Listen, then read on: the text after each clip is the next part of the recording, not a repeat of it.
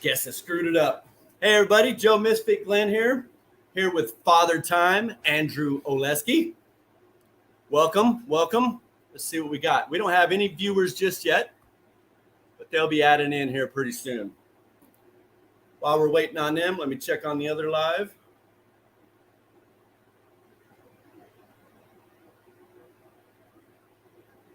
No viewers yet.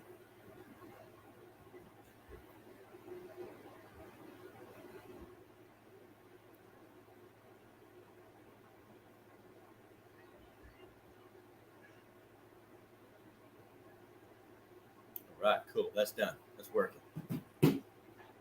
All right. Where's everybody?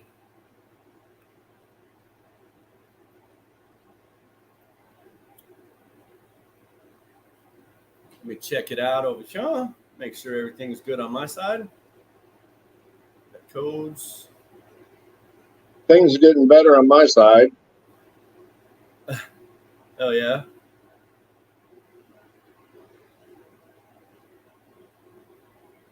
Mine's not loading. Nope. Oh, is it? Yeah, we in. Okay, just waiting on some people then. Just making sure that we are moving. There's Bryant. Okay, so the internet must be screwing around a little bit. I ain't seen any viewers, but Bryant's on. What's up, big guy? Thanks for showing up, my man. I think the internet might be a little screwy. My internet is always screwy. Me too, especially with this heat too. Everything went sideways. Lately it's been a little bit better, but boy, at times. Charlie says, "What's up?" 20 seconds, 30 seconds. Give it a few, man. What do you got there? Oh, you got you one of them. What do they call them? Oh shoot. Hookah. What's the name of that? Hookah. A hookah. Yeah, I had the opportunity of messing with one of them in Canicon. Oh, a Luca. Okay. I'm not seeing any viewer numbers on this either. Yeah, man. Oh, I got 6 now. So it must be the internet, big guy. It's the internet. What's up, Prez? All right. You know what? We're going to go ahead and get started.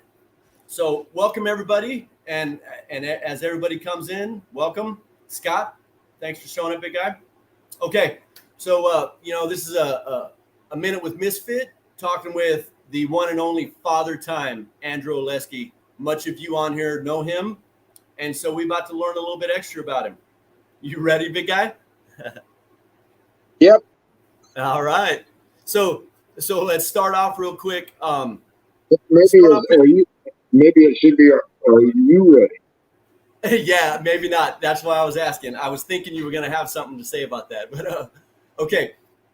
I want to hear about your childhood, being your age. No, seriously, man, you came from a time that is nothing to shake a stick at. Tell us a little bit about it. A lot of us don't know this kind of stuff, man. A lot of us don't know this. Well, I was born a poor white child in New York City. At the time I was 1 year old, I was living on the prairie in Nebraska out in the sandhills. Nowhere. Mm-hmm. That's where I grew up. I grew up in the ranching community, and where everybody went to everybody else's house. The doors were always open. There was always an extra plate on the table, and how it was. Our ranch is 24 miles from town, so you didn't go to town every day back in those days. We didn't have electricity like they do now. They had wind chargers, but we made our own electricity. They had little dim lights. Right. Yeah, I grew up in a real rural area. A real simple life, man. Simple, humble beginnings, I think they refer to that as. Am I right? Yeah. Yeah, man. Yeah. So, went to a small school. My graduating class only had 6 students in it. Wow. Nice. That is small. They closed the school 2 years later. So, dang. Okay, so it seems like a heck of a segue to get into your military career. But the question I have is, coming from the small town that you came from, the limited amount of people that you had to deal with, and the limited diversity, I would have to imagine. What was it like going into the military during that era with the limited knowledge you had about diversity, people? I had been around. I had gone to a boarding school, so I had been a lot of different kids and stuff my freshman sophomore year in high school. But before that, I grew up right in the middle of two Indian reservations, so I had a diverse Okay. with All right. people like that, and everybody knew everybody out there, and everybody was friends, you know. So Right. we were fairly well protected. Good. That's awesome. So it wasn't as much as I was thinking, because like for me, I came from Los Angeles and I went in, to the military. And so I was good with all the nationalities. I knew how to deal with them. But I had some other people that came from, the backwoods or came from the real serious inner city, and they just didn't know how to deal with each other. And so that's all I was asking, is whether that was a problem for you back then. Oh no, I came from a really diverse family. I had been introduced to uh, a lot of different cultures and stuff by the time I got into the service, so it wasn't a big shock to me. Right. So tell me a little bit about the service. Talk to me about what you did when, how did it all come down? What did you want to do? What did you end up doing? Well,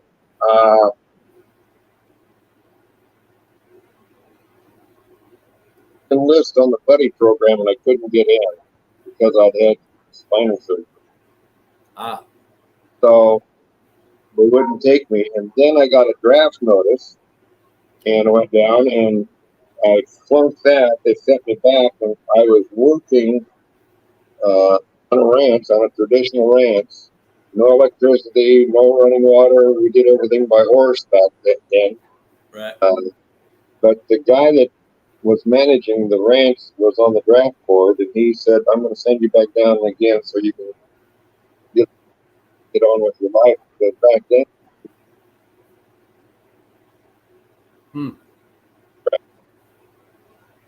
I'm up them if they didn't draft me. So I was in the Army then. Right. So what did you end up doing for a job in the military? My primary MOS was an 058, which probably is no more in service, but that is a high-speed Morse code intercept operator. Let me rephrase. Let me say that again. A high speed Morse code interceptor or operator? Interceptor. Intercept operator, yeah. That's kind of intense. I've never known a man or any soldier whatsoever to have that MOS, and I believe that that's no longer in service. No, I was in the Army Security Agency, which you had to pass top secret clearance to get in. Mm-hmm. Bad cough. It was a four-year commitment.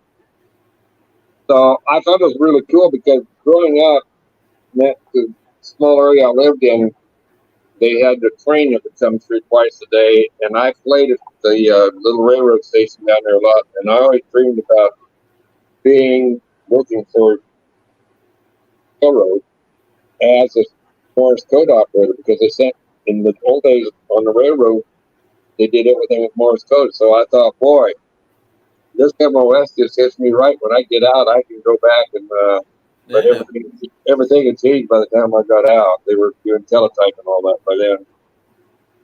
Bitchin'. So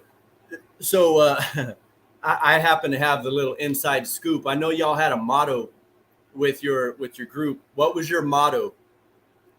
Find the dirty bastards and pile on. My job was to find them and these were the bad guys, right? And so you found them through radio before we had any of this technology. I was assigned to the 11th Armored Cav in Vietnam. That's who I was with. Wow. Yeah, we seen that picture earlier today that you posted. Pretty cool, man. Pretty cool. Yeah, the little crossbones up on top on the gun Uh-huh. turret. Yeah. That in Vietnamese that says "Today you died, BC." Is what that says. Yeah, I seen the words, didn't know what they meant clearly, but yeah, I seen it. The day you die, BC. Nice. If you look on the front on the engine flap panel, there's a little bumper sticker on that. The damn near got an Article 15 for it. Really? It Oh had a man. pic. Have you ever read Mad Magazine? Oh, no, I've There's a never read it. picture of Alfred E. Newman, and it just says "Vote for Alfred E. Newman for president." Is what Oh, that okay. sticker said. Oh, And that's I the can't Mad. remember how it got there, but we sure got our asses beat for it. I remember that part. That's funny. That's the Mad magazine, right? MAD Mad magazine you were speaking of with the Alfred E. whatever. Yep. Yeah, that one. Yeah, I remember that now. Now that you said it. Yep. But cool. So, man, I'm still tripped out about the fact that you were drafted. I personally never knew anybody that was drafted. I'm sure there's a few in the group, but how that boy, you wanted to go in, but because of your problems with your back, they didn't want you until they wanted you, right? Is that how that went down? I guess. It I kind just of I sucks. showed up when they told me to show up and did what they told me to do.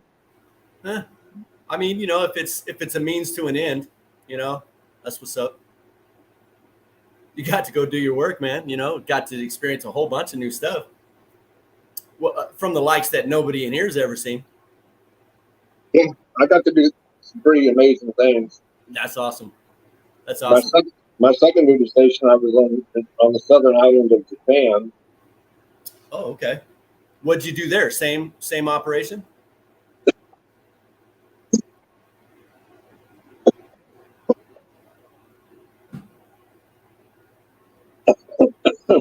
Damn, basically, Yeah, gotcha. Cool. Um, but so in Japan, I get drink here.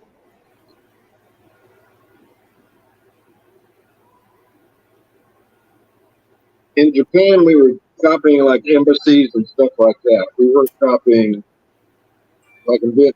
We were copying the enemy. We were trying to find out. gotcha.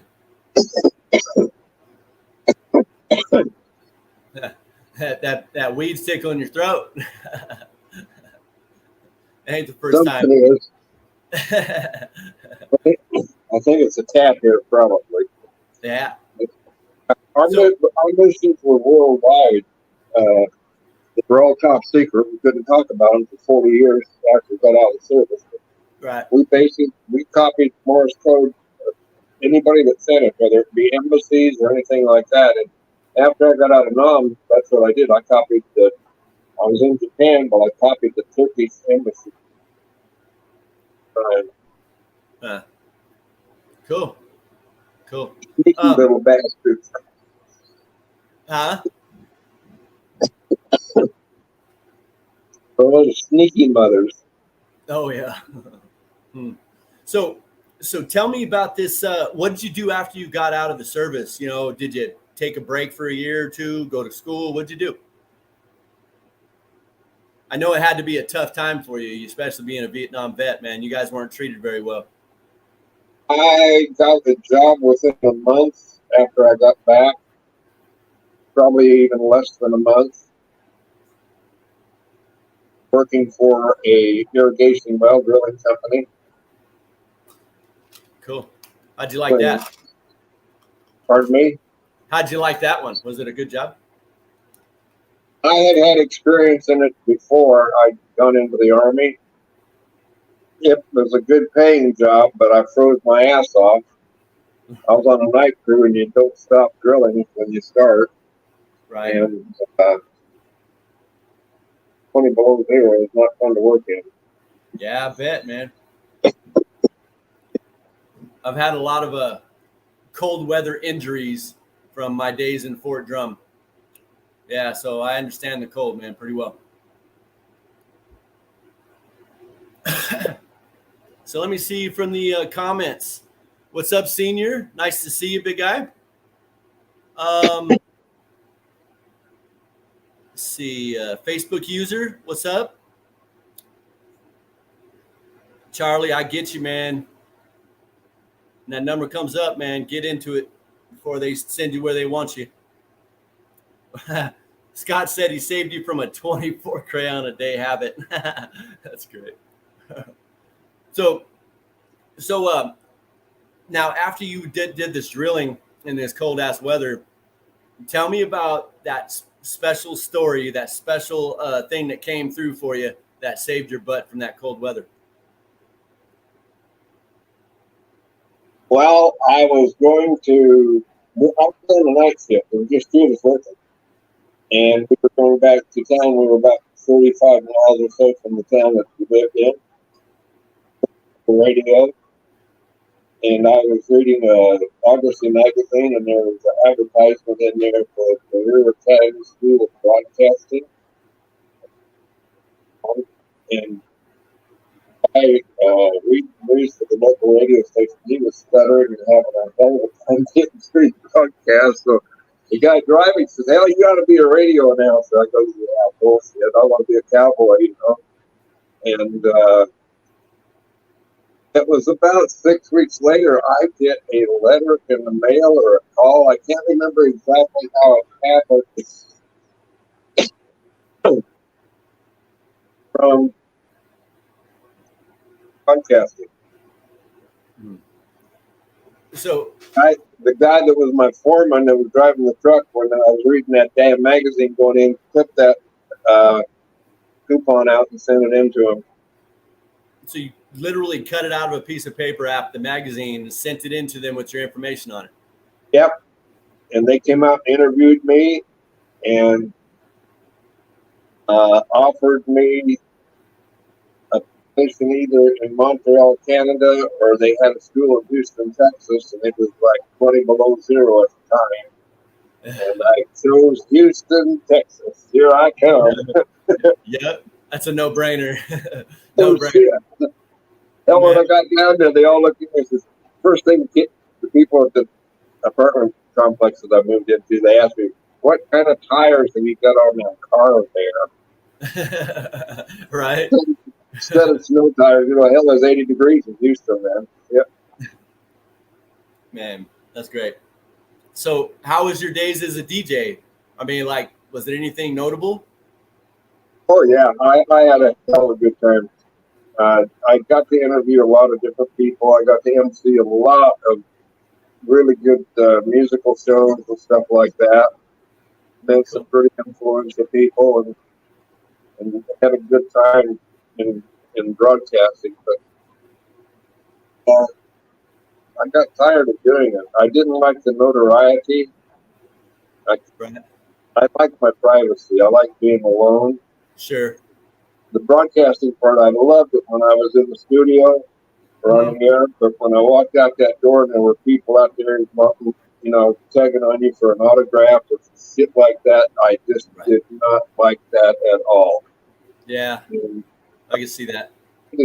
I had dated a lady who was a school teacher for a time, and she mailed me a book, and it was a small book. It's called Do What You Like and Don't Worry About the Money or something like that. And I read it, and it felt a lot of sense to me. Yeah. I go, I'm just going to go do what the hell I want to go do.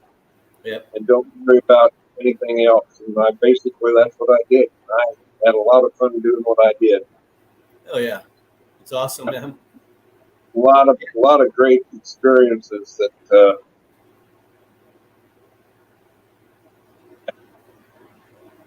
it led to other things too, though, right? The broadcasting kind of got you into a whole different genre of dealing with the public, right? Well, yeah, I would say probably in a way. I was bashful. I was very bashful. I hated to be in public. I loved being in that private room, letting my mind wander, doing bullshit things. And radio was way different than it is now. I would imagine. Nothing at all. Yeah. Oh. You didn't test on the air or you get fined. Yeah, it's accurate. So I know that you were talking about, you were a co-founder to an organization, I believe. Yes. Tell me a little bit about the organization back when you had done this, man, and what did you guys do, and how successful or not were you? They were both fairly successful. One was called Families United, and we dealt with child abuse and security, family.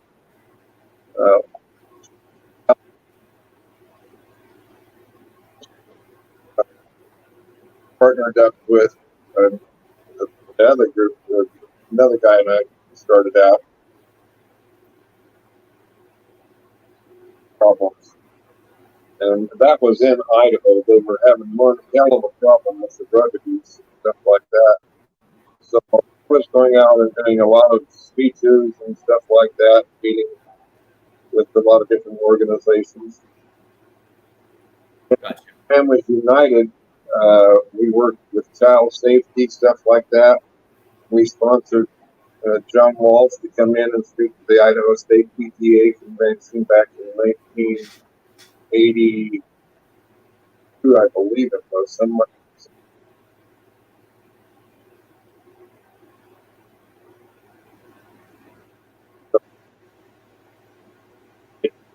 The posters on the semi truck. With the Missing Children's Health Center, which is now called the Missing Exploited Children, whatever. It was way back then. They were just getting started too, out of Florida. So part of the Families United thing, we would get posters of missing children from the health center, and then we would make posters,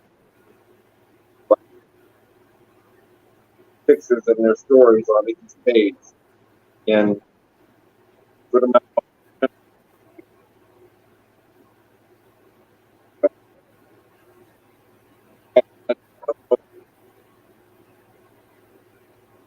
And it was a very difficult job, but when I was back on it, I was a little bit emotional about it, but I interviewed mothers and children that had to write their story. And that really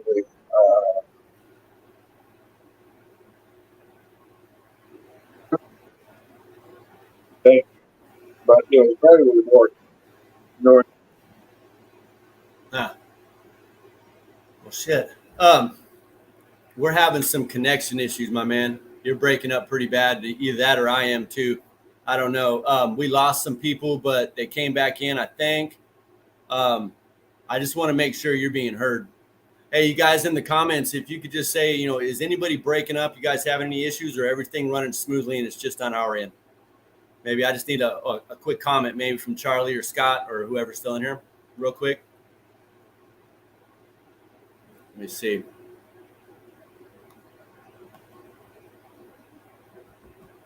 Nobody.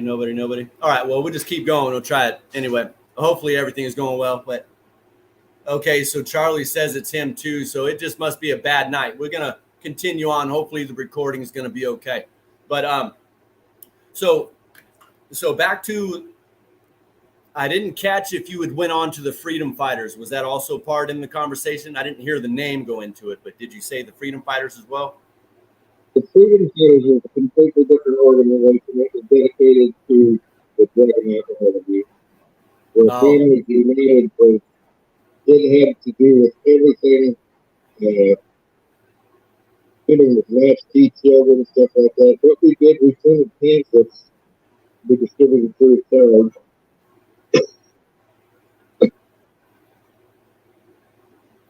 Also had movies that we send to schools and churches. Whoever want to use it free of charge. And information, a lot of different information in the abuse area. Everything from parental abuse through down to child abuse. Uh, leaving them by themselves. There's just a great array of the different things that we had information on. I feel you. Well, that's cool, man. Yeah. Are you involved in these anymore, or are they No. just long gone? No, that was a long. That's when he was wild and young and. So on a lighter note, and I think that this will bring us to an end, but I know you got some really cool stories with this. Talk to me about karaoke. Talk to me about you and karaoke. Yes. Tell me all about it. Father Time. I can't lie because my partner's sitting right next to me. Yeah, I know. we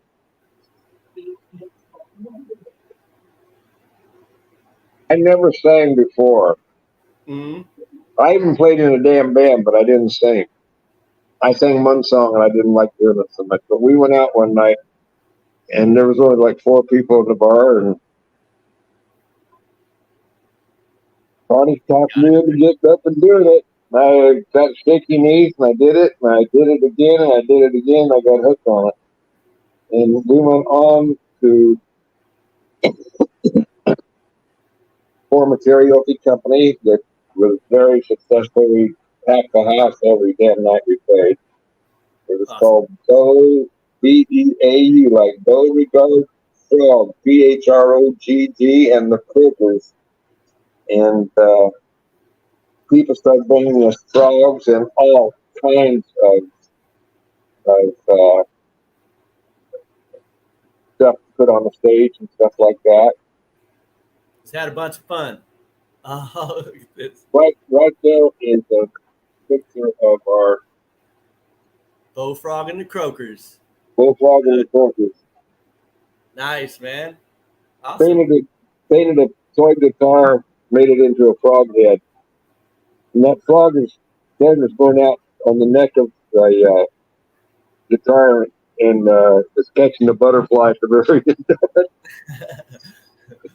That's awesome. Just from the 30 minutes we've been talking for 30 minutes. That's it, just on this little show. Oh, and shit, really? The amount of stuff that you went through, that you had accomplished, and I mean, this was like spans of years in between each story. We would have to sit down and talk with you for hours on hours on hours to get all the little cool tricks, especially after you've medicated, because I know that's when the good ones come out. I know that's when the good ones come out. Yeah. You got to decipher whether he's bullshitting or not. Damn. Yeah, and that's the fun of it, right? That's the fun of it. Hell yeah, especially with you, because sometimes I can't tell if you bullshitting me or not. But yeah, it's fun. Let me go see back what's up. Dude, you got to sing for us sometime. Yeah, I'll tell you what. Joining Vet Codes is one of the best things I've ever done in my life. Hell yeah. It really got me out of big funk, and it gave me something to look forward to. And someone's here. Oh man. So what more did Vet Codes do for you though? Just is it the family? What is it for you? Information? What is it for Vet Codes for you? It's the whole family thing. The whole kit and caboodle. The camaraderie of the family, the growing part, the inspiration. Yep. Hell yeah. I'm with you on that, 100%. And so I've got another brother, Mr. Daniel Gould, just showed up, so okay. We're going to go upstairs, I would imagine, and take a look. Father Time, I want to thank you for your service, okay? Yeah, from me to you, thank you. And thank you for coming on. And thank you for sharing your story with us, my man, and make sure you give your love to the family. I'm going to be going down there in the very near future. I hope so, man. I'll see you soon. Peace and love, brothers and sisters. All right. Be safe. All right. So, well, that was a good show. Father Time had to get running. Anybody got any questions? I talked in length with Father Time about some stuff. If you guys had any questions for him, I might be able to help you out with a little bit of it. Anybody? Yeah, and Senior, man, I love him too, man. He's a hell of a dude, man. Been through a lot of shit, and I love hearing his stories, man. Facebook user, I don't know who you are. You didn't give me your name, but I'd like to know who you are because I have a feeling I know who you are, but just can't see your name at the moment. Say you heard all his stories a few times. The more he's medicated, the more they change. I'll bet. All right. Well, hey, guys, I'm going to have to go ahead and kick this out, man. We got some terrible internet tonight. Everything was jumbled and botched, but I hope the recording's okay. So I'm going to be looking for some new information for Tuesday. You guys make sure you guys check out those raffles. These are some seriously powerful raffles, okay? Like they have a lot of stuff. Okay, I got you, TJ. They got a lot of stuff in these things, man, for $5 for a ticket. People, I'm telling you, if there was any raffle you ever wanted to be in, I think these are it. I really do. Best one I've ever seen personally. All right, and then remember tomorrow, I believe Dave was going to be coming on live for that giveaway. Anyway, he said something about it. I'm not going to re-quote him because I'll mess it up. All right, guys. So until next time, let me get over here before I start screwing stuff up. Till next time, y'all, happy growing. All right. Hey, also, if you guys want to get on here, hit me up, okay? We'll talk. All right. Happy growing, y'all.